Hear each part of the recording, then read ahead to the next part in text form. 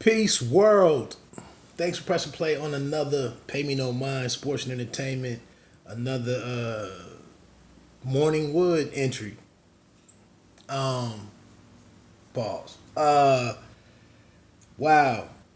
Interesting boxing weekend. One of my favorite fighters, Gallo. I don't know what his nickname is exactly. I don't speak Spanish. Juan Francisco Estrada. I thought it was El Gallo. Fighting Dwayne Beeman. I almost said Willie Beeman from Any Given Sunday. Down in Mexico, Felipe Ergovich is on that card, a heavyweight to kind of keep an eye on early in his career. There was one other fighter on there too. But, and then, so that's on the zone. Just interesting to see a guy who's now a pound for pound guy kind of dropping down and fighting a guy like Dwayne Beeman. I think is 16-1-1. He's 34 years old. I almost tried to reach out to the cat and see if when this fight was made, because I like Estrada quite a bit. But just to see how this fight was made, and for Estrada to go from the fight against Sor Rungvisai to now Beeman is just an interesting boxing move. Tomorrow night I believe it's going to be on Facebook, one of the Golden Boy Facebook cards, is some pretty good action. I thought Brian Saballo was on there, and maybe Luis Feliciano. I need to look at. I'm all on no notes today. Kind of.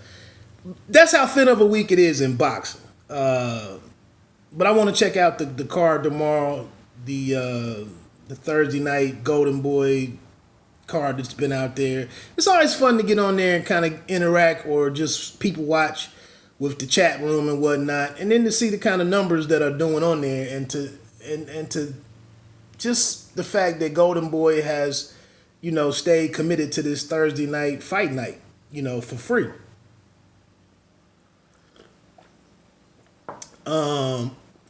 Kovalev and Yard will be on ESPN on the Plus, I think they're calling it now, is the new nickname for ESPN Plus. I don't know where I am with that fight. There's some things in Kovalev's game. Like I said, he doesn't look like he doesn't have the whole crusher persona anymore, in my opinion. One thing that I noticed is that he's very weapons cold in and out of clinches. For some reason, he just, it seems like he has this lax, or just I don't know what it is, but if you watch coming out of clinches and whatnot, he's kind of very nonchalant with his defense. And I'm just wondering if anybody else sees this, and it might be thought of as a cheap shot. But if he's going to stand there with his hands down, kind of lollygagging around as we're going out of clinches, does that prevent an opening for a guy like Yard to take a shot? But I saw McGirt over there, interesting to see how he responds after coming on the death of, coming out of the death of Maxim Dadashev, and then actually being over in Dadashev's homeland and whatnot. So, how sharp and focused will he be in the ring?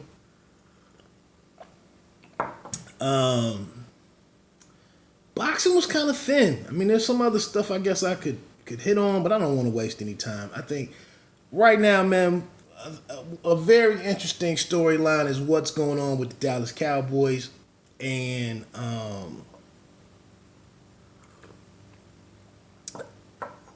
the silver lining here is that the Cowboys have done some excellent drafting over the last 4 or 5 years. I mean, for Byron Jones, the cornerback out of UConn,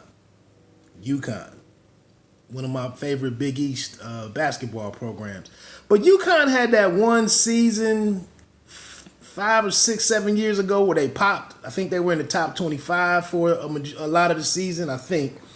They had Byron Jones who got drafted, and I think they had a running back named Donald something that may have been drafted by the Indianapolis Colts. And then there was a quarterback who I believe got drafted. I don't think he ever started anything too. And it was UConn. Like, what the hell? And I always wondered, with Jones going in the first round, that's a hell of a pick. That's some damn good scouting by the Cowboys. And I'm not that's my rival team, the Cowboys. So, but here we are with this situation. They got to pay all of these guys at one time, and now it looks like it's shaping up with the Cowboys giving this money to inside linebacker Jalen Smith yesterday, who had 2 years left on his deal. Same situation as Zeke. So that either signals initially it signaled two things to me. It told me that they have an idea of how they're going to pay Zeke, what they probably have realized they're going to have to pay Zeke. Remember last year when everybody was getting paid for the Rams? Everybody was getting paid around Aaron Donald, and then 2 or 3 guys got paid. And you were like, how the hell are they going to pay big man? And they got it done. So that was my thing initially. It was like, well, Jerry Jones has a way that, they have a way that they're going to pay Zeke. But now the comments were taken personal, the joke about Zeke who yesterday. And then Jerry comes out today and says very sternly that I earned the right to be able to judge. And I don't know. I knew Zeke and his camp would, even if they didn't take it personal, Zeke who, they would use it. They would use it to do something, to say that we take that as disrespect or whatever. Of course they would use it. But I didn't think it was all, I thought it was kind of tongue-in-cheek, to be honest. But anyway, Jerry comes back and says, I've earned the right to joke around. That could completely go off the rails. I don't even want to get into all the, what you could infer from this or that. But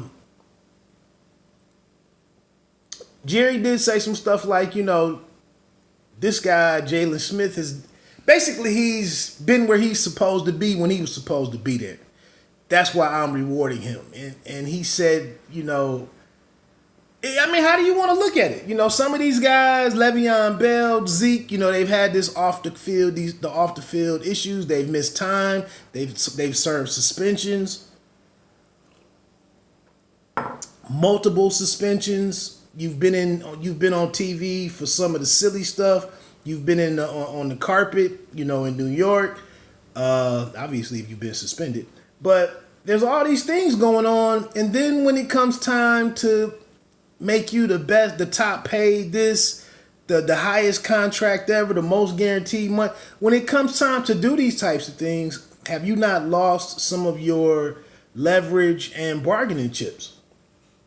So I don't know what happens now. Like, this is another strong comment by Jerry in response to Zeke being vocal about being disrespected. Who gathers this thing back in and they get together. And I'll be honest, I think Zeke's probably a guy who can I don't think he can sit for a season. So I think this thing could get, it has a possibility to get out. And Jerry has always been the guy that obviously you treat superstars, I forget the saying, but you treat everybody the same in the locker room, but I can't think of the saying. But it was like, yeah, I treat everybody equal. But the superstars it's gonna be more leniency for them. It just is. And he's been one of the leaders in adhering to that practice.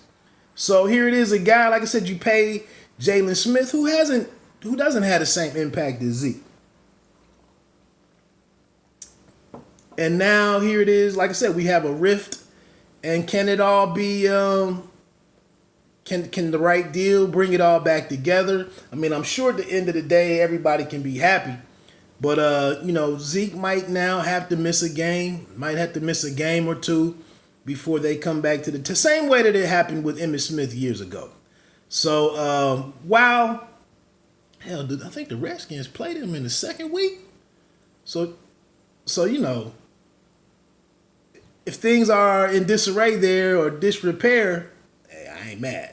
But anyway, man, that's kind of this is interesting. I mean, I like to watch. This is one of the, in comparison. We try to tap into some of the boxing business and see how this worked, the negotiations in boxing, et cetera, et cetera. But here's a different sport. And we get a little bit more of an idea. The contracts are different, but it's interesting to see what the maneuverings are and how things play out. So, excuse me, I'm just very interested to see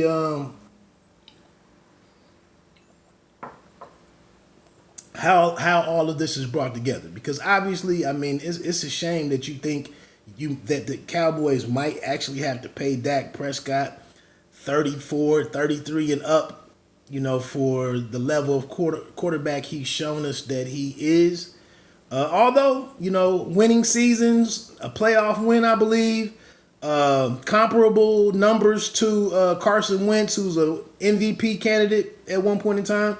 So, some interesting stuff to watch there. And then, Drew Rosenhaus is in the mix behind, as the agent involved. So it's interesting how he keeps coming up. So we'll check that out. Like I said, a couple more we got 2 more games, 2 more preseason games, and then things start to get for real, and then we see who's posturing and who's really ready to stand 10 toes down. So let me get on off of here, man. Have a great day. You don't have to be great to start, but you have to start to be great, and then you got to stay consistent after that. So, hey, let me get out of here. 1.